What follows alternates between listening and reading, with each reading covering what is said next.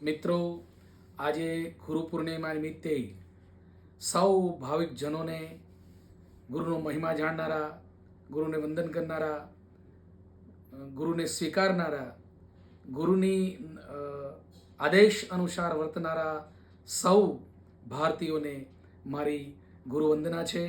ગુરુ પૂર્ણિમા નિમિત્તે શુભેચ્છાઓ છે. આજે મિત્રો ગુરુ પૂર્ણિમા છે, તો મારે ગુરુ પૂર્ણિમા વિશે થોડીક એવી વાતો કરવી છે કે જે હું મારા માટે કરું છું. હું એ વાતો મારા માટે કરું છું. મને ગમે છે, મને આનંદ આવે છે, એટલા માટે આ વાતો કરું છું. અને વાતોનો સંગ્રહ કરું છું કે જેથી કરીને આવનારી પેઢી પણ એ વાતોને જાણી શકે. તો ધન્ય હશે ધરતીનો પ્રથમ દિવસ કે જેના ખોળામાં પ્રથમ ગુરુદેવનો જન્મ થયો હશે. આકાશ એનું આંગણું બની ગયું હશે. દેવદૂતોએ એમના દર્શન કર્યા હશે. અપ્સરાઓએ એમના ઓવારણા લીધા હશે. શશીએ તેને સમજાવ્યો હશે. રવિએ તેને રીઝવ્યો હશે. સચરાચરે તેના ચરણો ચાંપી તેની સામે સ્મિત વેર્યું હશે. ત્યારે એ વિશાળ હૃદયના માનવીએ શિષ્યોનું શિષ્યત્વ સ્વીકાર્યું હશે. સંસ્કૃતિના ઇતિહાસમાં અષાઢ પૂર્ણિમા અર્થાત બીજા શબ્દોમાં કહીએ તો વ્યાસ પૂર્ણિમાના દિવસે ભારતભરમાં ગુરુ પૂજન કરવાનો મોટો મહિમા છે. તો આ ગુરુ પૂજનનો મહિમા મને સમજાયું છે અથવા મેં જે વાંચ્યું છે એવું છે કે સૌ પ્રથમ શિવજીએ એકવાર ભવાનીને એવું કહેલું કે ગુરુ ભક્ત વિહીનસ્ય તપો વિદ્યા વ્રતમ કુલમ નિષ્ફલમ હિ મહેશાની કેવલમ લોકરંજનમ કેવલમ લોકરંજનમ. અર્થાત કોઈ મનુષ્ય મોટો તપસ્વી વિદ્વાન કુલીન હોય, પરંતુ જો ગુરુ ભક્તિ અને ગુરુ શક્તિથી રહિત હોય તો તેનું વિદ્વાન પણ હોવું નિરર્થક છે. અરે તેથી આગળ જઈને પણ કહ્યું કે ગુરુ ભક્તા રસ્ય રવ્ય દહનમ દગ્ધા દુર્ગતિ કલ્મશઃ સ્વપચો પિપેરે પૂજ્યો ન વિદ્વાન અપી નાસ્તિક. અર્થાત ગુરુ ભક્તિ રૂપી અગ્નિમાંથી જેણે પોતાના પાપરૂપી કષ્ટોને ભસ્મ કરી દીધા છે તેવો ચાંડાલ પણ સંસારમાં આદરણીય છે.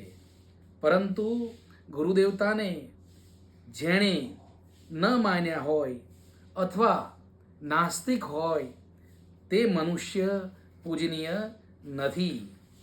એટલા માટે તો સૌ પહેલાં આ આખો સત્સંગનો મહિમા, આ ગુરુ પૂર્ણિમાનો મહિમા સૌ પ્રથમ ભવાનીને શિવજીએ કૈલાસ પર્વત ઉપરથી આ જ્ઞાનના ઘાટે બેસીને આ વાત ભવાનીને કરેલી. હવે જ્ઞાનનો ઘાટ અને શિવજી એટલે આપણે જોવા જઈએ તો શિવજીના ત્રિનેત્ર, પણ ત્રિનેત્ર એટલે કપાળમાં નેત્ર હોય એવું નહીં. 3 પ્રકારના નેત્રો.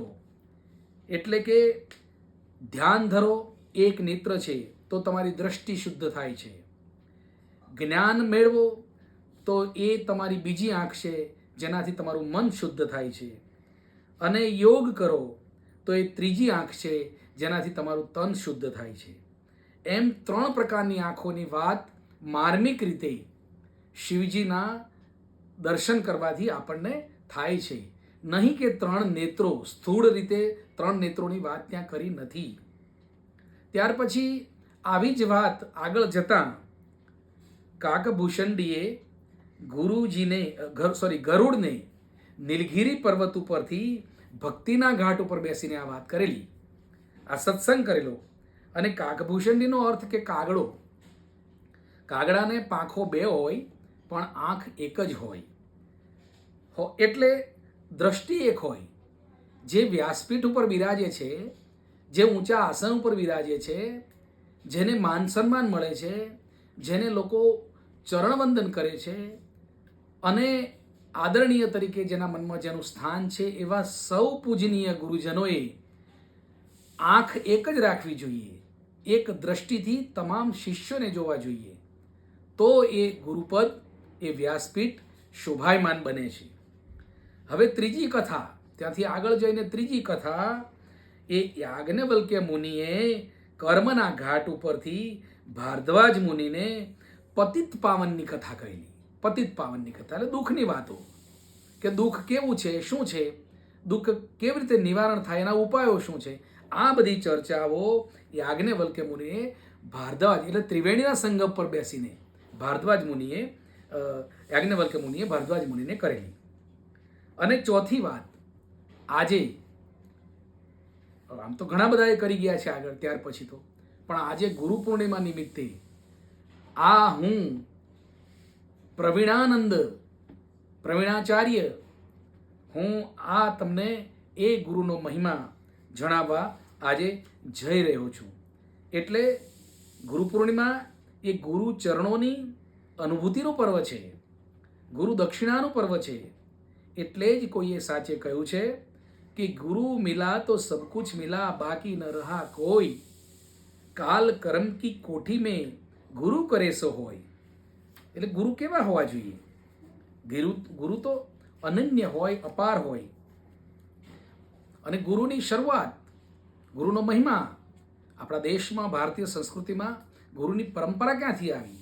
તો સૌથી પહેલાં આપણે જેને સૌ લોકો નતમસ્તક વંદન કરે છે, અથવા તો જેના લખેલામાંથી આપણે લખીને પોતે પોતાના નામ કમાયા છીએ, એવા સૌ પ્રથમની વ્યાસપીઠ, અને એ વ્યાસપીઠ ઉપર બિરાજમાન પરમ પૂજ્ય, શ્રદ્ધેય, વંદનીય આપણા સૌ ભારતીયોના ગુરુ એટલે કે મહર્ષિ વેદવ્યાસની વાત મારે આજે કરવી છે. પૌરાણિક ઇતિહાસ મુજબ સૌ પ્રથમ ભગવાન વેદવ્યાસનું પૂજન નૈમિષારણ્યમાં વસતા સૌનક ઋષિએ કર્યું હતું. વર્ષોની સાધના ઉપાસના કરવા છતાં સૌનક ઋષિને ઈશ્વરની અનુભૂતિ થતી નહોતી. પરંતુ ભગવાન વેદવ્યાસની દિવ્ય દ્રષ્ટિએ એમનામાં આત્મજ્ઞાનની જ્યોતિ પ્રગટાવી. એટલે ઋષિ શૌનકે તેમને આચાર્ય પદે નિયુક્ત કરી તેમનું ભાવભર્યું આતિથ્ય, અર્ચન, પૂજન કર્યું. ત્યારથી અર્થાત ઋષિકાલીન યુગથી ભારતમાં ગુરુ પૂર્ણિમાના પવિત્ર પાવન પર્વનો ગુરુ પૂજવાનો મહિમા આપણે ત્યાં ચાલ્યો આવ્યો છે. અને એટલે જ આજે મહર્ષિ વેદવ્યાસના ચરણોમાં એક શ્લોક અર્પણ કરું છું કે નમો વસ્તુ તે વ્યાસ વિશાલ બુદ્ધે ફુલ્લાર વિંદા યતપત્ર નેત્ર એન ત્વયા ભારત તૈલ પૂર્ણા પ્રજ્વાલિતો જ્ઞાનમય પ્રદીપ. અર્થાત ખીલેલી કમળની પાંદડી જેવી વિશાળ આંખોવાળા મહર્ષિ વ્યાસને ભારતરૂપી તેલથી દીપ પ્રગટાવ્યો. તે જ્ઞાનરૂપી દીપ ભગવાન કૃષ્ણે પ્રબોધેલા ગીતા જ્ઞાનથી અધિક રડિયાંત બન્યો છે. અને ભગવાન કૃષ્ણને જગતગુરુનું ગૌરવ પ્રાપ્ત થયું છે. એટલે આપણે કહીએ છીએ કે કૃષ્ણમ વંદે જગદગુરુમ. આવી વાત આપણે કરીએ છીએ. પણ હવે મારે ગુરુની વાત કરવી છે. ગુરુની, કે ગુરુ તો ઘણા હોઈ શકે, પણ કેવા ગુરુ હોય? તો ગુરુ એવા હોય છે કે એક દાખલો મારે આપવો છે કે ગુરુ અને ચેલો બે સાથે એક જ મઢુલીમાં રહેતા હતા. તો રાત પડે છે અને ગુરુ ચેલા અંદર સૂવાની તૈયારી કરે છે. તો એટલામાં બહારથી એક બિલાડી અંદર આશ્રમમાં પ્રવેશે છે. તો કુટીરમાં જ્યારે બિલાડી પ્રવેશે ત્યારે ગુરુજી ચેલાને કહે છે કે હે ચેલા, બહાર વરસાદ છે કે નહીં જરા જુઓ. અને ત્યારે ચેલો કહે છે કે બહારથી બિલાડી આવી છે, એની પર હાથ ફેરવી જુઓ, એટલે વરસાદ પડ્યો છે કે નહીં તમને ખબર પડશે. પછી ગુરુજીએ સમજી લીધું અને એટલા માટે બીજો સવાલ કર્યો કે ચેલા, હવે આપણે સુવાનો સમય થયો છે, તો આ દીવાને રામ કરો. રામ કરો એટલે બૂઝવી નાખવું, ઓલવી નાખવું. એ સમયમાં ઓલવવું એવું નહોતું બોલાતું, ત્યારે રામ કરો એમ બોલાતું હતું. અને રામ કરવાનો કહ્યો ત્યારે ચેલો બોલ્યો કે માથે ગોદડી ઓઢી લ્યો એટલે રામ કર્યા બરાબર થઈ જશે. ત્યારે ગુરુજીએ છેલ્લો પ્રશ્ન કર્યો કે ચેલા, હવે સૂઈ જઈએ પણ બારણું બંધ કરો. તો ચેલો બોલ્યો કે એક તો મેં બંધ કર્યું, તો તમે બીજું નહીં કરી શકો. અને આમ જો ચેલા અવાજ નીકળે તો ગુરુજી પણ શું કરે? ગુરુજી એમાં કંઈ કરી શકે નહીં. એટલે ગુરુબિન જ્ઞાન ન ઉપજે, ગુરુબિન મીટે ન ભેદ, ગુરુબિન સંશય ન મીટે, ભલે વાંચો ચારે વેદ. અને એટલા માટે ગુરુ શું કેવા હોય કે જે સમજણ નથી પડતી, અંધકાર છે, એ અંધકારમાંથી પ્રકાશમાં લઈ જાય, એને ગુરુજી કહેવાય. જે આપણામાં અંધકાર છે, અજ્ઞાન છે, એને દૂર કરે અને સાચા માર્ગે વાળે, સન્માર્ગે વાળે, એને આપણે ગુરુ કહીએ છીએ. એટલે એક ભજન પણ ગાયું છે અને કહ્યું છે કે ઇતના રે ભેદ ગુરુજી હમકો બતા દો, સમજ પકડ ગુરુ મોરી મૈયા રે, જળકેરી માછલી જળમાં વિયાણી, ઈંડા એના અધર સમાયા રે, એ રે ઈંડામાં શીંડા નહોતા, પવન એમાં ક્યાંથી પધરાયા રે. હવે આવી જ્યારે અટપટી વાણી આપણને મળે ત્યારે આપણે સમજવું બહુ મુશ્કેલ પડી જાય છે. અને આ સમજવા માટે સમર્થ ગુરુની જરૂર પડશે, સમર્થ માર્ગદર્શકની જરૂર પડે છે. અને આવી તો બીજી પણ વાણી છે કે વાણી વાણી રે મારા સદગુરુની વાણી, જીવતા પરણાવી બાવે મું ઘેર આણી, ખીલો દૂજે રે પેલી ભેંસો વલોવે, સસરો પારણીએ ને વહુજી દોડેજી. હવે તમે કલ્પના કરો કે સસરો પારણીએ છે ને વહુ દોડે છે. આ અટપટી વાણી છે, આ જલ્દી સામાન્ય માણસને સમજાવી નથી. અરે હજુ આગળ કહ્યું છે, ખેતર પાક્યો રે પેલા રખેવાળને ખાધો, ઉડતા મરઘાએ પેલા પારધી નહણીઓજી. હવે તમે કલ્પના કરો કે ખેતર પાકે અને પેલા રખેવાળને કેવી રીતે ખાય, અને ઉડતો મરઘો પેલા પારધીને કેવી રીતે હણે. આ વસ્તુ સામાન્ય માણસનું કામ નથી, આમ જનતાનું કામ નથી. એના માટે તો જેણે સાધના, તપ, તપશ્ચર્યા કરી છે એવા સમર્થ ગુરુ પાસે જઈએ તો જ આપણને એનો અંદાજ મળે છે. અને એટલા માટે કોઈએ કહ્યું છે કે ગુરુ સમ જગ કુછ વસ્તુ નાહી, પ્રેમ પંથ નાહી કોઈ પંથ, સદગુરુ સમ સજ્જન નાહી, ગીતા સમ નાહી ગ્રંથ. અને ગુરુની શાસ્ત્રમત વ્યાખ્યાઓ કરી પાછી. આ હું બોલું છું ત્યારે શાસ્ત્રોના આધારે બોલી રહ્યો છું કે ગીરતિ સંયતિ કર્ણયો જ્ઞાનામૃતમ ઇતિ ગુરુ, કે શિષ્યના કાનોમાં જ્ઞાનરૂપી અમૃતનું સિંચન કરે તે ગુરુ છે. બીજી વ્યાખ્યા આપી છે, ગીરતિ અજ્ઞાનાંધકારમ ઇતિ ગુરુ, શિષ્યના અજ્ઞાનરૂપી અંધકારને નષ્ટ કરે તે ગુરુ છે. ત્રીજી વ્યાખ્યા છે હજુ, ગૃણાતિ ધર્માદિ રહસ્યમિતિ ગુરુ, ધર્મ વગેરે જ્ઞાતવ્ય તથ્યોનો ઉપદેશ આપે તે ગુરુ છે. ગારયતે વિજ્ઞાપયતિ શાસ્ત્રમ સહચર્યમ ગુરુ, ગારયતે વિજ્ઞાપયતિ શાસ્ત્રમ રહસ્યમ ગુરુ, જે વેદાદિ શાસ્ત્રના અર્થને સમજાવે છે તે ગુરુ છે.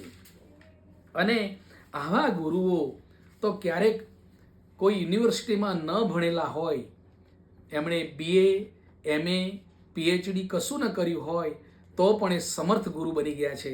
ગુરુ તો એક નાનકડો મંત્ર આપી દે ને, એક મંત્ર, ટળી જા, ભળી જા, મરી જા, જીવી જા.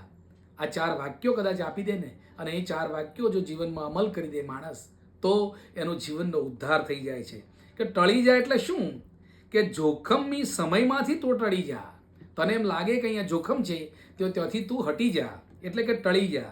ભળી જા એમ કહ્યું એટલે કે દૂધમાં જેમ સાકર ભળે એમ તું ભળી જા અને એમ જીવ. મરી જા, મરી જાય એટલે મરવાનું નથી કહ્યું, તારી ઈચ્છાઓને મારી નાખતું, એટલે કે મરી જાય એમ કહ્યું છે. અને છેલ્લે કહ્યું જીવી જા, અને જીવી જાનો અર્થ એવો કે મોહ મુક્ત જીવન તું જીવી જા. આ બધું અહીં જ રહેવાનું છે, આપણું કશું જ નથી. આપણે પૂર્વજન્મનું કોઈ લેણ દેણ છે, એટલે આપણે સૌ મળ્યા છીએ, ભેગા થયા છીએ અને સંબંધો બંધાયા છે. એટલે કોઈ એક વિદ્વાન પુરુષે એમ પણ કહ્યું છે, ગુરુઓની બાબતમાં જ્યારે ચર્ચા થઈ હશે ત્યારે, કોઈ માણસ એક રાજાને ત્યાંથી ચોરી કરી લઈને નીકળ્યો હશે અને એ ચોર જતો રહ્યો હશે, અને એ ચોરને ત્યાં એક પેલા હજામ આવે છે અને એની એની એની દાઢી બનાવે છે, અને દાઢી બનાવતા બનાવતા પેલા પથ્થરને ઘસે છે, અને પથ્થરને ઘસે છે ત્યારે એ કહે છે કે ઘીસત ઘીસત ઘીસત હૈ ऊपर डाला पानी, किस लिए तो घिस रहे हैं तेरे मन की बात जानी. અને આમ આટલું જ્યારે પેલા ગુરુજી બોલે છે ત્યારે એને મનની વાત શું હતી અથવા એણે શું કરવા ધાર્યું હતું. પેલા ગુરુજીને અસ્ત્રો મારીને મારી નાખવાની વાત કરતો હતો. કોઈએ એને પૈસા આપેલા કે હું પૈસા આપું છું, તું દાઢી બનાવવા જા અને ગુરુજીને અસ્ત્રો મારી નાખજે. ત્યારે ગુરુજીએ આટલા શબ્દો કહ્યા અને એને ખબર પડી કે ઘીસત ઘીસત ઘીસત હૈ ઉપર ડાલા પાણી. પેલો અસ્ત્રો ઘસે છે અને પાણી નાખે છે એની વાત કરે છે. કિસ લીએ તો ઘીસ રહે હૈ તેરે મન કી બાત મેં જાની. અને આમ જ્યારે ગુરુજી કેટલીક વસ્તુ એમને સ્પર્શી જતી હોય છે. ગુરુઓ 3 પ્રકારના હોય છે મિત્રો, ગુરુઓ 3 પ્રકારના હોય છે. એક પ્રકારના ગુરુ એવા છે કે તમને રોગ થાય છે, એ રોગની દવા આપીને ચાલ્યા જાય છે, એ ક્યારેય શિષ્યને પાછા આવીને પૂછતા નથી. બીજા નંબરના જે ગુરુ છે તે દવા આપે છે, સાથે નાની મોટી સૂચનાઓ પણ આપે છે. એ સૂચનાઓ સાથે એ દવા ટાઈમે 2 ટાઈમ કે 3 ટાઈમ સમયસર નિયમિત લેવાની પણ સૂચના આપે છે. અને ત્રીજા જે ગુરુ છે તે ગુરુ એવા છે કે શિષ્યના દુઃખને બરાબર સમજી તેનું નિદાન કરી, તે ના પાડે તોય શિષ્યના કલ્યાણ માટે પરાણે એને કડવું પીવડાવે, એને કડવી દવા પીવડાવે, એ ત્રીજા નંબરના સાચા ગુરુ છે. અને એટલે આવા સાચા ગુરુઓ માટે કહ્યું છે કે ધ્યાન મૂલમ ગુરુ મૂર્તિ, પૂજા મૂલમ ગુરુ પદમ, મંત્ર મૂલમ ગુરુ વાક્યમ, મોક્ષ મૂલમ ગુરુ કૃપા. ગુરુર બ્રહ્મા ગુરુર વિષ્ણુ ગુરુર દેવો મહેશ્વરા, ગુરુર સાક્ષાત પરબ્રહ્મ, તસ્મૈ શ્રી ગુરુવે નમઃ. ગુરુનું મુખ એ તો શિષ્યનું સુખ છે. અરે ગુરુની આંખ એ તો શિષ્યની સાખ છે. અરે ગુરુની વાણી એ તો શિષ્યની લાહણી છે. અને ગુરુનો હાથ એ શિષ્યનો સાથ છે. અને આવા સમર્થ ગુરુઓ જેને જેને મળ્યા છે મિત્રો, આપણે જાણીએ છીએ કે જેને જેને મળ્યા છે. દાસી જીવનની વાત કરીએ તો ભીમ સાહેબ મળ્યા, મીરાબાઈની વાત કરીએ તો રવિ સાહેબ મળ્યા, નરસિંહ મહેતાની વાત કરીએ તો એને રતનબેન મળ્યા, જસલની વાત કરીએ તો જેને તોરલ મળ્યા, રામદેવની વાત કરીએ તો ડાલીબાઈ મળ્યા, કબીરની વાત કરીએ તો રામદાસ મળ્યા, રોહિદાસની વાત કરીએ તો રામદાસ મળ્યા. એટલે ગુરુ કોઈ અલગ જ પ્રકારનું પાત્ર હોય એવું નથી. એ ગુરુ તમારા ઘરમાં પણ હોઈ શકે છે, એ ગુરુ તમારી પત્ની પણ હોઈ શકે છે, ગુરુ તમારો મિત્ર પણ હોઈ શકે છે, ગુરુ તમારો સગો પણ હોઈ શકે છે, ગુરુ તમારો પિતા પણ હોઈ શકે છે, ગુરુ તમારા દાદા પણ હોઈ શકે છે. જે માણસ સત્કર્મ તરફ દોરી જાય છે, સાચું બતાવે છે, ખોટું લાગે તો પણ મોઢા પર સાચું કહે છે, તે તમારો ગુરુ છે. અને એટલા માટે આવું જ્યારે કરશો ત્યારે તમારા જીવનમાં તમારું જીવન પારદર્શક બની જશે, પારદર્શક. અને જેનું જીવન પારદર્શક હોય છે, ઈશ્વર એના માર્ગદર્શક હોય છે મિત્રો. અને એટલા માટે મારે કહેવું છે કે જો આવું થઈ જાય તો મારે એક પંક્તિ કહેવી છે કે કુરાનમાંથી કૃષ્ણ, ગીતામાંથી અલ્લાહ ને મક્કામાંથી રામ નીકળે છે. કુરાનમાંથી કૃષ્ણ, ગીતામાંથી અલ્લાહ ને મક્કામાંથી રામ નીકળે છે. પ્રત્યેક વ્યક્તિને સમજી લો તીરથ, તો તમે ઊભા હો ત્યાંથી ધામ નીકળે છે. અને એટલા માટે આવા ગુરુઓ કેવી રીતે મળે તમને? ગુરુની ઊંચાઈ કેવી હોતી? ગુરુને પગે લાગીએ, એને ઈશ્વર સમાન દરજ્જો આપીએ છીએ, એને ઈશ્વર જ માનીએ છીએ આપણે. તો કેવી રીતે કોઈ પણ શિક્ષકને, કોઈ પણ પ્રાધ્યાપકને, કોઈ પણ વ્યક્તિને, કોઈ પણ માર્ગદર્શકને, કોઈ પણ ગુરુને તમે ઈશ્વરનો દરજ્જો આપી શકો છો, પણ ક્યારે?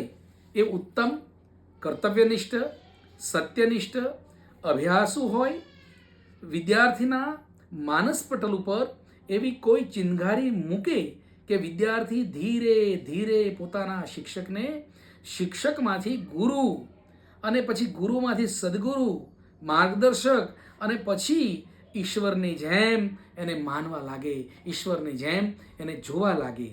ગુરુ એટલે મોટું, એમાં બે શબ્દો છે, ગુ અને રૂ. ગુ એટલે અંધકાર, અજ્ઞાન, તમસ, અને રૂ એટલે પ્રકાશ, જ્યોતિ, જ્ઞાન વગેરે. કબીરે કહ્યું છે, ગુ અંધિયારી જાનીએ. કબીર સાહેબ બહુ સરસ વાત કરી છે કે ગુ અંધકારી જાનીએ, રૂ કહીએ પ્રકાશ, મીટે અજ્ઞાન જ્ઞાન થાય, મીટે અજ્ઞાન થાય જ્ઞાન, ગુરુ નામ હે તાસા, ગુરુ નામ હે તાસા. એટલે ગુરુ તમસ, અજ્ઞાન, અંધારું, અંધશ્રદ્ધા વગેરેને દૂર કરી શિષ્યના જીવનમાં અંદર બહાર અજવાળા, જ્યોતિ, શ્રદ્ધા, વિશ્વાસ અને જ્ઞાનને દૈદીપ્યમાન કરે છે. શિષ્ય ગુરુ પાસે જાય ત્યારે માટીના પિંડ જેવો હોય છે, તેને આકાર નથી હોતો. માટીનો પિંડ કુંભાર પાસે જાય ત્યારે કુંભાર શું કરે છે? કુંભાર એને ચાકડે ચડાવી ફેરવી ફેરવી યોગ્ય આકાર આપે છે, અને નિભાણામાં તપાવી પાકો કરે છે. પછી તાવડી, કોળિયું, નળિયું, માટલી બનાવે છે અને એના નામ પાડે છે અને સમાજને ઉપયોગી બને છે. આમ ગુરુ ફેરવી, તપાવી, ઘાટ આપી જે ઓળખ આપે છે તે સમાજને ઉપયોગી બને છે અને એના ગુરુનું નામ બહાર આવે છે. અને એટલા માટે મારે આજે ગુરુ પૂર્ણિમા નિમિત્તે એક અધ્યાપક તરીકે 30 વર્ષની મારી સાધના, શબ્દ સાધના છે મારી, અને એ સાધનાને અજવાળે મારે એક વાત કરવી છે કે સામાન્ય રીતે આપણે શિક્ષકને ગુરુ કહીએ છીએ, પણ આપણો અનુભવ છે કે મોટાભાગના શિક્ષકો શિક્ષણના ક્ષેત્રમાં ભૂલા પડી ગયા હોય છે. એમને શિક્ષણ અને ગુરુ પરંપરા સાથે કોઈ લેવા દેવા હોતી નથી. એક ફરજના ભાગરૂપે વર્ગખંડમાં વિદ્યાર્થીઓની સામે ઊભા રહી માહિતી ઠાલવીને ચાલ્યા જાય છે. શિક્ષકને શિક્ષકત્વની સાથે જીવવાનું હોય છે. બહારથી અને અંદરથી બે રીતે એને શિક્ષકત્વની રીતે જીવવાનું હોય છે. અને એટલે કોઈએ કહ્યું છે કે બહારથી જે લગીર જીવે છે એની અંદર એક કબીર જીવે છે. એટલે આપણે અંદર કબીરને જીવાડવાનો છે અને એમ આપણે શિક્ષકત્વને નિભાવવાનું છે. શિક્ષક સાચો ઉપદેશક છે મિત્રો. એનું સ્થાન ભગવાનથી પણ ઉપર છે. જ્યારે આપણે તેની આજ્ઞાને અનુસરીએ છીએ ત્યારે તલવારની જરૂર પડતી નથી. શિક્ષક એ તો એપીજે અબ્દુલ કલામ જેવા મહામાનવ બનાવે છે. જ્યાં શિક્ષણ અને શિક્ષકનું માન સન્માન નથી ત્યાં માણસો લાદેન અને સદ્દામ પાકે છે. શિક્ષકના સથવારે ઉત્તમ સર્જન થાય છે મિત્રો. જ્યારે શિક્ષકના અપમાન, અવગણનાથી તો સંહાર થાય છે. અને એટલે કેટલાક મહાપુરુષોએ શિક્ષકો વિશે શું કહ્યું છે એવું તમને આજે ગુરુ પૂર્ણિમા નિમિત્તે આ પાવન અવસર પર મારે મારા આ માધ્યમથી તમને જણાવી રહ્યો છું. શિક્ષક એટલે મોરારી બાપુએ બહુ સરસ વાત કરી છે શિક્ષક વિશે. આજે મોરારી બાપુ જગતગુરુ છે, એમના ચરણોમાં હું વંદન કરું છું. અને આવા મહાપુરુષ, આવા કંઈક લોકોના જીવનમાં જેને પ્રકાશ પાથર્યો છે એવા ઈશ્વર સમાન એવા સૌના સદગુરુ મોરારી બાપુની સાથે 2-5 ફૂટના અંતરેથી બેસવાનું અને વાત કરવાનો અવસર મળ્યો છે ઘણી વખત, એને પણ હું મારી ધન્યતા અનુભવું છું. અને એટલે એ મોરારી બાપુના ચરણોમાં આજે ગુરુ પૂર્ણિમાએ હું મારા નતમસ્તક વંદન કરીને હું વાત કરીશ કે બાપુએ શું કહ્યું છે. તો બાપુએ કહેલા શબ્દો તમને કહું છું કે શિક્ષણ એટલે પ્રતિમામાં પ્રતિભાનું પ્રતિષ્ઠાન. મંદિરમાં મૂર્તિની પ્રાણ પ્રતિષ્ઠા વખતે જે પવિત્રતા, જે પૂજ્યભાવ સાથે પંડિત વિધિ કરે છે એવા જ પવિત્ર અને પ્રેમ ભાવથી શિક્ષક જ્યારે વિદ્યાદાન કરશે ત્યારે જ એ વિદ્યાલય સાચા અર્થમાં એ દેવાલય બની જશે. અરે ભૂપતિની મતિ જ્યાં ક્ષતિ પામે ત્યાં ક્ષતિયુક્ત મતિને ક્ષતિમુક્ત કરી ગતિ કરાવી શકે તેનું નામ શિક્ષક.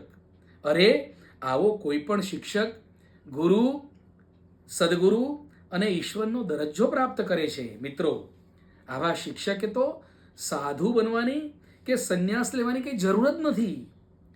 ત્યાગ કે બલિદાન આપવાની કોઈ જરૂર નથી. ઓછું વેતન લઈને વધારે કામ કરવાની પણ જરૂર નથી એને. અરે કેવળ શિક્ષક બનવાનું છે, કેવળ શિક્ષક. હું શિક્ષક થાવું તો ઘણું, એવું સુંદરમે કહ્યું છે. સુંદરમને પણ આજે આપણે વંદન કરીએ છીએ. શિક્ષકે વિદ્યાર્થીના મગજમાં માહિતીનું ભૂસું નથી ભરવાનું. નિડર, સત્ય, વચન પાલન, ઋણ ચૂકવવું, મૂળને ન ભૂલવું જેવા ગુણોનું પાકું બાંધકામ કરવાનું છે. જે છોડ પોતાના મૂળને છોડી દે છે તેની ઉપર ફૂલ કે ફળ ક્યારે લાગતા નથી, એ સુકાઈ જાય છે મિત્રો. અને એટલા માટે આપણે આજે ગુરુ પૂર્ણિમા પર્વ નિમિત્તે આપણે આ ગુરુઓના ચરણોમાં વંદન કરીએ છીએ. અને આપણને આ ગુરુ પૂર્ણિમા નિમિત્તે આપણને ગુરુઓના આશીર્વાદ મળે. હું આજે અહીંયા આ વાત કરી રહ્યો છું ત્યારે કેટલાક ગુરુઓની વાત પણ આપના ચરણોમાં મૂકીશ. શંકરાચાર્યએ પણ કેટલીક વાત કરી કે સુખદેવનું જ્ઞાન, ભીષ્મનું બ્રહ્મચર્ય અને બુદ્ધનો સંન્યાસ તથા શ્રી કૃષ્ણની કાર્યશક્તિ આ એકબીજાના પૂરક બને ત્યારે ગુરુપદ માટે શક્તિમાન બને છે. શિવજીએ પણ સરસ વાત કરી છે કે ગુરુ ભક્તિ વિહીનસ્ય તપો વિદ્યા વ્રતમ કુલમ નિષ્ફલમ હિ મહેશાની. એટલે કે ગુરુ વિના બધું જ નકામું છે. અરે મેડમ મોન્ટેસરીએ બહુ સરસ વાત કરી છે મિત્રો. મેડમ મોન્ટેસરીએ કોઈ પણ શિક્ષક પોતાના સંતાનને સંતાન સમજીને, કોઈ પણ વિદ્યાર્થીને પોતાના સંતાન સમજીને ચાહવા લાગશે ત્યારે એ વિદ્યાર્થીઓ શિક્ષકને વાલી સમજીને એ વહાલ કરવા લાગશે. અને ત્યારે વિદ્યાલયને દેવાલયનો દરજ્જો પ્રાપ્ત થશે. અને ત્યારે એ આ કાર્યને ભક્તિનું પદ પ્રાપ્ત થશે અને શિક્ષકને ભક્તિનું પદ પ્રાપ્ત થશે. મહર્ષિ યાજ્ઞવલ્ક્ય ઋષિને યાદ કરીએ આપણે. યાજ્ઞવલ્ક્ય ઋષિ એ જમાનામાં કહેવાય છે કે બ્રહ્મજ્ઞાની હતા. કોઈને બ્રહ્મજ્ઞાન થયું હતું, પણ યાજ્ઞવલ્ક્ય ઋષિને બ્રહ્મજ્ઞાન થયું હતું. અને એવા યાજ્ઞવલ્ક્ય ઋષિનો એક મંત્ર કે ઉપનીય ગુરુ શિષ્યમ મહાવ્યાકૃતિ પૂર્વકમ વેદ મધ્યાયેદેનમ શૌચાચા શંશ શિક્ષયેત. શૌચાચારાંશ શિક્ષયેત અર્થાત ઉપનયન વિધિ સંપન્ન થઈ ગયા પછી જ ગુરુ પોતાના શિષ્યને ભૂહુ ભુવઃ સ્વઃ આ વ્યાકૃતિઓનું બરાબર ઉચ્ચારણ કરાવીને વેદ ભણાવે છે. અને દંતધાવન તેમજ સ્નાન વગેરે દ્વારા શૌચના નિયમોને શીખવે તથા તેના હિતાર્થે આચરણ કરાવે તેવા ગુરુનો મહિમા આ ગુરુ પૂર્ણિમાએ આપણે ગાઈએ છીએ. બાકી તો ગુરુઓ તો મિત્રો ઘણા બધા છે, પણ બધા ગુરુઓ કંઈ આવી દવાઓ નથી આપતા, આવા ગુરુ નથી, આવું કંઈ કરતા નથી એવું આપણે જાણીએ છીએ. એટલે આજે મને આ ગુરુ પૂર્ણિમા નિમિત્તે અવસર મળ્યો અને મારું મન એવું કહેતું હતું કે મારે કંઈક કહેવું છે. તો આજે કેટલાક ગુરુઓને પણ મારે યાદ કરવા છે. કેટલાક ગુરુઓ એવા છે કે જે ગુરુઓને આજે પણ હું નતમસ્તક વંદન કરું છું. એમાં બધા જ ગુરુઓના નામનો હું ઉલ્લેખ કરીને આજે મારી વાતને મૂકું છું. મારા દંડવત પ્રણામ એ સૌ ગુરુઓના ચરણોમાં. સૌપ્રથમ હું બાંદ્રા ઉગમ ફોજના મહંત પરમ પૂજ્ય શ્રદ્ધેય આદરણીય ગોરધન બાપાના ચરણોમાં વંદન કરું છું.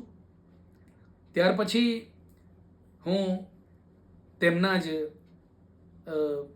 સહસત્સંગી એવા અને આ ઉગમ ફોજના વાહક જયંતિ બાપાના ચરણોમાં વંદન કરું છું.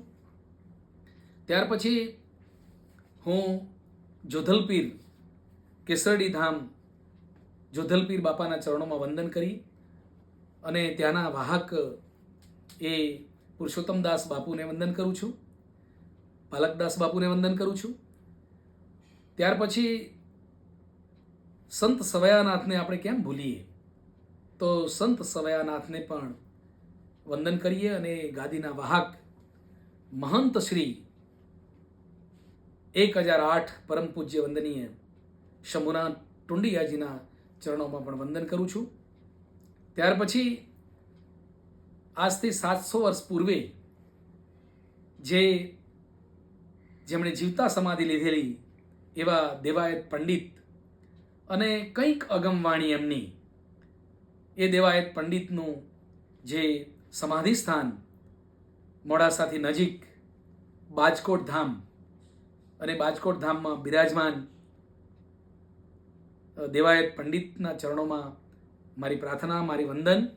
અને 12મા મહંત, ગાદીપતિ મહંત, પરમ પૂજ્ય શ્રદ્ધેય વંદનીય એવા ધનગીરી બાપુના ચરણોમાં આ પ્રસંગે મારી ગુરુવંદના છે, મારી પ્રાર્થના છે. નતમસ્તક હું એમને વંદન કરું છું. ત્યાર પછી આપણા જ સમાજની એક ગાદી સાઠંબાથી નજીક બાદરપુરા ગામમાં આજથી 3જી પેઢીએ, એટલે કે 100 વર્ષની અંદરનો ગાળો કહીએ તો કદાચ ખોટું નથી, એવા પરમ પૂજ્ય શ્રદ્ધેય વંદનીય પરમ પૂજ્ય સંત શ્રી વેલજીદાસ બાપા થઈ ગયા. તો એ ગાદી પર એ વેલજીદાસ બાપાના ચરણોમાં વંદન કરું છું. અને તે ગાદીના સંવાહક અને તે ગાદીના મહંત અને કબીરધારાના વાહક એવા પરમ પૂજ્ય શ્રદ્ધેય બાલકદાસ બાપુ, કે જ્યારે જ્યારે મારે મુશ્કેલીઓ આવી છે, આપત્તિઓ આવી છે, ત્યારે મેં એમને વાત કહી છે અને એમણે મને જીવન જીવવાની કળા શીખવી, આશ્વાસન આપ્યું કે દુઃખ કોને નથી, રાજા મહારાજાઓને પણ દુઃખ હોય છે, તો આ દુઃખ સહન કરી લો, થોડી વારમાં એ દુઃખ ટળી જશે અને પાછળ સુખની લાઈન છે. આવું જ્યારે જ્યારે મને કહેતા ત્યારે મને એમની પર ખૂબ શ્રદ્ધા આવતી. તો એવા બાલકદાસ બાપુના ચરણોમાં પણ વંદન કરું છું. સાથે સાથે પાલનપીર, કાનપીર, પદમપીર એ બધાને પણ, બધી ગાદીઓના મહંતોને પણ પ્રણામ કરું છું. અને આજના તબક્કે મારી એકદમ નજીકમાં અને મારું વતન લુણાવાડામાં પુરુષોત્તમ દાસ બાપુ, જે આજે કબીર આશ્રમના વાહક છે, તે પુરુષોત્તમ દાસ બાપુના ચરણોમાં પણ વંદન કરું છું. અને પુરુષોત્તમ દાસના પૂર્વે જે રામદાસ બાપુ હતા, ત્યાં એમની સાથે મારે પિતાશ્રી અને મારા દાદાશ્રીનો બહુ નજીકનો નાતો હતો. દર પૂનમે ત્યાં ભંડારો થાય અને મારા દાદા સાંજની અમારી બસ જે આવે એ બસમાં બેસીને લુણાવાડા કબીર આશ્રમે જતા અને મારા દાદા કાળીદાસ ભગત ત્યાં સત્સંગ કરતા. અમારો આખો પરિવાર એક ભગત પરિવારથી ઓળખાય છે. અને ભગતનું બિરુદ મિત્રો એમનેમ નથી મળતું. કાગ બાપુને લોકો ભગત કહે છે તો એમનેમ કહે છે. એટલે ઘણી બધી યાતનાઓ, ઘણી બધી તકલીફો, ઘણી બધી વેદનાઓ, ઘણા બધા લોકોના મેણા ટોણા સહન કર્યા છે, ત્યારે ભગતનું પદ પ્રાપ્ત થયું છે. એ પદને બિરદાવે એવા હું કાર્ય કરું છું અને કાર્ય કરવાની શક્તિ મને આપે. અને ત્યાર પછી મારા જે શિક્ષાગુરુઓ છે, મારા શિક્ષાગુરુઓ અત્યારે જે હયાત છે, એવા શિક્ષાગુરુઓને મારે એમના ચરણોમાં વંદન કરવું છે. તો મને પ્રાથમિક શાળામાં જેમણે ભણાવ્યો છે એવા અત્યારે આપણી વચ્ચે નથી, પણ થાણા સાવલીના મને જે આંગળી પકડીને મને જે શિક્ષાગુરુ આપવા માટે લઈ ગયા અને જેમણે એકડો, જે વિદ્યાનો બાપ કહેવાય, એ એકડો જેણે શીખ્યો છે, એવા થાણા સાવલીના વતની લાલજીભાઈ ને હું વંદન કરું છું. ત્યાર પછી કીડિયા ગામના એક વતની હરિદાસ સખીદાસ પટેલ, જે હજુ હયાત છે, મોજૂદ છે, તો એમણે પણ મને 5મું ધોરણ ભણાવેલું મને બરાબર યાદ છે. એમના ચરણોમાં આજે વંદન કરું છું. અને એમ કરતાં કરતાં બીજા ઘણા એવા ચંદુભાઈ પટેલ હરદાસપુરના હતા, કીડિયાના સુરેશભાઈ પટેલ, આ બધા લોકોએ મને પ્રાથમિક શાળામાં ભણાવેલો. મારા ગામ મોચવાડિયાના હીરાભાઈ ભેમાભાઈ પરમાર, કે જેઓ મને ગણિત શીખવતા, એવા બધા ચરણોમાં વંદન કરું છું. પછી હું હાઈસ્કૂલમાં ગયો ત્યારે ત્યાં મને કેટલાક શિક્ષકો મળ્યા અને શિક્ષકોએ મને પથદર્શક બનીને મને સાચો માર્ગ બતાવ્યો. એમાંના એક શિક્ષક હજુ મારી યાદશક્તિમાંથી વિસરતા નથી એવા આદરણીય પરમ પૂજ્ય પંડ્યા સાહેબને હું બહુ યાદ કરું છું. મહેન્દ્રભાઈ પંડ્યા, કે જેઓ મને સંસ્કૃત શીખવેલું, અને 12મા ધોરણમાં સંસ્કૃત શીખવતા એમણે મને એવું કહેલું કે તારે સંસ્કૃત જ રાખવાનું છે. અને એમ કરતાં કરતાં પછી હું છેક કોલેજમાં પહોંચ્યો, અને કોલેજમાં પહોંચ્યા પછી ઘણા બધા શિક્ષકો મારી સામે આવ્યા. ત્રિવેદી સાહેબ, કે ત્રિવેદી સાહેબને એમના ચરણોમાં વંદન કરું છું. મારી આ જગત પર હયાત નથી, પણ જ્યાં હશે ત્યાં મારી પ્રાર્થના પહોંચશે. અને ત્યાર પછી ભક્તિનાથ શુક્લએ પણ મને બહુ સારું માર્ગદર્શન આપ્યું, એમના ચરણોમાં વંદન કરું. અને પછી PhD કરવાનું થયું ત્યારે એટલા બધા આનંદ થાય છે કે મને સામેથી ફોન કરીને બહુ જ ભાવયુક્ત રીતે મને જેમણે બોલાવ્યો અને કહ્યું કે તું મારો પહેલો વિદ્યાર્થી, મને ગાઈડ તરીકેની માન્યતા મળી છે, તું ઝડપથી આવી જા. એવા આજે યુનિવર્સિટીમાં વાઇસ ચાન્સેલર છે એવા આદરણીય શ્રદ્ધેય પરમ પૂજ્ય મારા ગુરુજી, કે જેમણે મને PhD કરવા માટે હાથ પકડ્યો અને માર્ગદર્શન આપીને મારી ભૂલોને સુધારીને સાચું કર્યું, અને મારા થીસીસને માન્ય કરાવીને મને જેણે PhDની પદવી આપી, મારા નામની આગળ ડૉક્ટર લખાયું, એવા નિરંજન પટેલના ચરણોમાં આજે હું વંદન કરું છું. અને આ સિવાય પણ જાણે અજાણે ક્યાંક જેની પાસેથી મને શીખવા મળ્યું છે એવા મારા સૌ મિત્રો, એ બધાને હું ચરણોમાં વંદન કરું છું. હજુ મારી યાદશક્તિમાં એવા ઘણા શિક્ષકો છે, તો એમને પણ યાદ કરું છું. સાઠમ્બાના ખાનદાસ સાહેબ હતા, એમણે મને 4થું ધોરણ ભણાવેલું, મને આજે પણ યાદ છે. દોલતપોરડાના નાનજીભાઈ વણકર, એમણે મને 2જું ધોરણ ભણાવેલું. અને કડાટલાના મીઠાભાઈ વણકર, એમણે મને 5મું ધોરણ ભણાવેલું.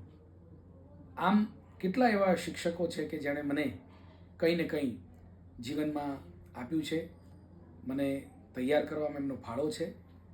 તો એ બધા શિક્ષકોને, એ બધા ગુરુઓને આજે હું વંદન કરું છું, નમન કરું છું. અને સૌથી મોટી વાત તો મારે એ કરવી છે કે જેમને વાંચવાથી, જેમને જોવાથી, જેમના ગ્રંથોને સ્પર્શવાથી મને જે પરમ આનંદ મળ્યો છે, મારે જે જોઈતું હતું એ મળ્યું છે, એવા પરમ પૂજ્ય વંદનીય એવા ડૉક્ટર આંબેડકર સાહેબ, કે જેમના 22 વોલ્યુમ મેં જ્યારે પહેલી વાર વાંચ્યા ત્યારે મને આનંદની અનુભૂતિ થયેલી. અને એવા આ આંબેડકર સાહેબના ચરણોમાં હું વંદન કરું છું. આજે ગુરુ પૂર્ણિમાએ એ મારા ગુરુ છે, કેમ કે એમણે મને પથદર્શક બની માર્ગ ચીંધ્યો છે. ત્યાર પછી તો એમના વિશે ઘણું વાંચવાનું, લખવાનું થયું, ઘણી જગ્યાએ એમના વિશે બોલવાનું થયું, એમના વિશે કેટલું પુસ્તકો પણ તૈયાર કરવાના થયા. એ બધાનો અવસર મળ્યો, એનો આનંદ અનહદ છે.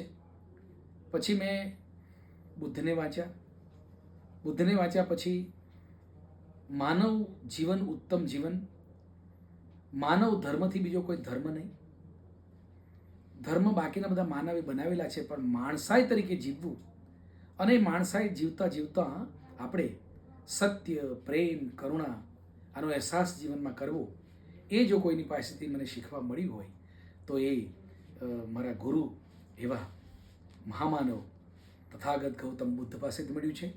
એમના ચરણોમાં પણ વંદન કરું છું. જ્યોતિબા ફૂલેને મેં વાંચ્યા, એમની પાસેથી ઘણું શીખવા મળ્યું મને, એમને પણ વંદન કરું છું. અને ઓશો રજનીશને મેં વાંચ્યા. જ્યારે ઓશો રજનીશના મેં પુસ્તકો વાંચ્યા ત્યારે મને એવું થયું કે આ એક વિરલ પુરુષ આપણા દેશમાં થઈ ગયો કે જેણે સત્યની રાહ લોકોને બતાવી છે. જે આ સમાજ ઢોંગપીછોડો કરે છે, મુખોટો પહેરે છે, મલમ લગાવે છે, અંદર કંઈક જુદા હોય છે, બહાર કંઈક જુદા હોય છે, અને સાચી વાત ઝડપથી લોકો સ્વીકારતા નથી, પણ સત્ય તો ખરેખર આ છે, એવી જેણે વાત કરી છે એવા ઓશોના ચરણોમાં હું વંદન કરું છું. આ ગુજરાતમાં પાટણ નગરીમાં થઈ ગયેલા, રનોડા કરીને ગામ છે ત્યાં થઈ ગયેલા મહામાનવ એવા વીર મેઘમાયાને પણ હું વંદન કરું છું. કેમ કે તેમણે પાટણની પ્રજા પાણી વખત પાણી વગર તળસી રહી હતી ત્યારે એમણે પોતાના જીવનનું બલિદાન આપીને એ જીવનમાં બલિદાનથી એ સહસ્ત્રલિંગ તળાવમાં પાણી પ્રગટાવ્યું અને પાટણની પ્રજાને પાણી આપી શીતળતા આપી એવા મહામાનવ વીર મેઘમાયાને પણ હું આ તબક્કે વંદન કરું છું. સ્વામી વિવેકાનંદને વાંચ્યા તો એમને વાંચ્યા પછી લાગ્યું કે આ પણ એક વંચિત પીડિત દુઃખીની વહારે આવનારા અને વિચારોને ધરાવનારા એક મહામાનવ છે. અને ત્યારથી એ સતત એમને મારા હૃદયમાં હું રાખું છું. રોજ ઉઠીને આ બધાને હું પ્રણામ કરું છું. અને યુનિવર્સિટી ગોધરામાં સ્થપાઈ ત્યારે યુનિવર્સિટીનું જ્યારે નામ અપાયું છે એ ગોવિંદ ગુરુ યુનિવર્સિટી, તો પછી એવું થયું કે ગોવિંદ ગુરુ એ નામ જો અપાયું હોય તો ગોવિંદ ગુરુ હશે કોણ? તો ત્યાર પછી ગોવિંદ ગુરુ વિશે પણ સાંભળવાનો, વાંચવાનો, લખવાનો અવસર લીધો અને એનાથી પણ અત્યંત આનંદની અનુભૂતિ થઈ. એવા ગોવિંદ ગુરુને પણ આપણે આજે નતમસ્તક વંદન કરીએ છીએ. અને આવા કંઈક એવા મસીહાઓ છે, કંઈક એવા જ્ઞાની પુરુષો છે, કંઈક એવા મહાપુરુષો છે કે જેમને આપણે વંદન કરવા જોઈએ. અને આ બધાના આશીર્વાદ અમારી પર ઉતર્યા. અમારી 3 પેઢીથી આવા બધા મહાનુભાવોના આશીર્વાદ અમને મળ્યા છે. અવિરત મળતા રહે, ભાવિ પેઢીઓને પણ મળતા રહે એવી પરમ કૃપાળુ પરમાત્માને પ્રાર્થના કરી આજના પાવન પર્વ નિમિત્તે દરેકને જય ગુરુદેવ, જય ગુરુ મહારાજ અને સાહેબ બંદગી પાઠવી મારી વાતને પૂરી કરું છું.